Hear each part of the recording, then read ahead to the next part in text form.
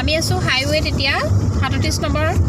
ৰাষ্ট্ৰীয় ঘাইপথত আছোঁ আৰু ৰাতিপুৱাৰ পৰা বতৰটো প্ৰায় কালিৰ পৰাই বতৰটো কুঁৱলী হৈছে তাৰমানে ঠাণ্ডা নমাইছে গতিকে এই ৰাস্তাত এই যি প্ৰাকৃতিক সৌন্দৰ্য এইখিনি সঁচাকৈ ভাল লাগে আৰু ৰাস্তাটো অকণমান বেয়া আমি এতিয়া দেৰগাঁও পাইছোঁহি বাৰু এতিয়া চাৰিওফালে দেখিছে অলপ কুঁৱলী হৈ আছে এইবিলাক কুঁৱলী পৰিছে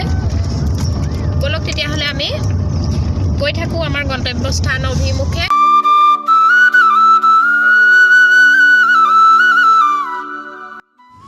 নমস্কাৰ বন্ধু বান্ধৱীসকল মই গীতাশ্ৰী আজি নতুন এটা ভিডিঅ' লৈ আপোনালোকৰ ওচৰলৈ আহিছোঁ আশা কৰোঁ আপোনালোক ভালে আছে মই ভিডিঅ'টো আৰম্ভ কৰিবলৈ লৈছোঁ গাড়ীৰ পৰাই আজি আমাৰ এফালে প্ৰায় 6 মাহমানৰ মূৰত এফালে মই যাত্ৰা কৰিছোঁ আৰু আমি সপৰিয়ালে আছোঁ এইফালে আমাৰ দেহা কণ এইফালে আমাৰ পাইলট আছে আৰু এয়া মই ভিডিঅ'টো পিছফাললৈ যোৱা মই দেখুৱাইছোঁ আপোনালোকক চাওক সকলোৱে আগফালৰখিনিহে দেখায় মই পিছফালে গাড়ী দৌৰা দেখাইছোঁ ঘৰ থাকি আহিছে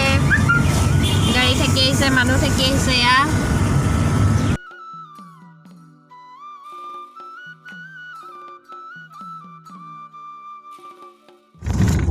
আমি পাইছোঁহি আৰু গন্তব্যস্থান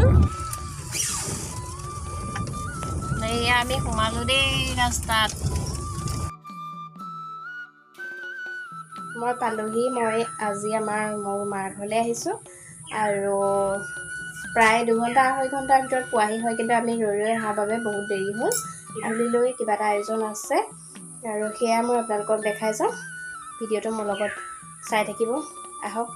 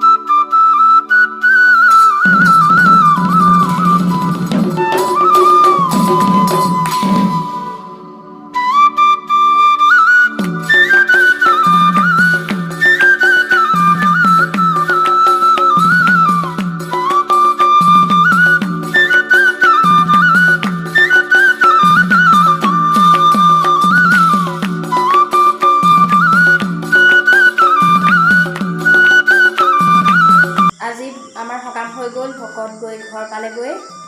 সকলো আহিলে ভাইটি আহিলে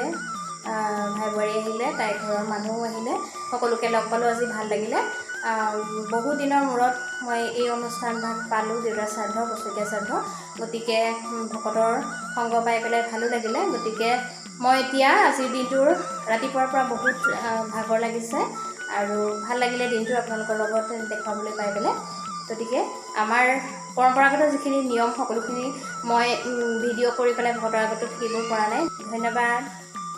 দাদা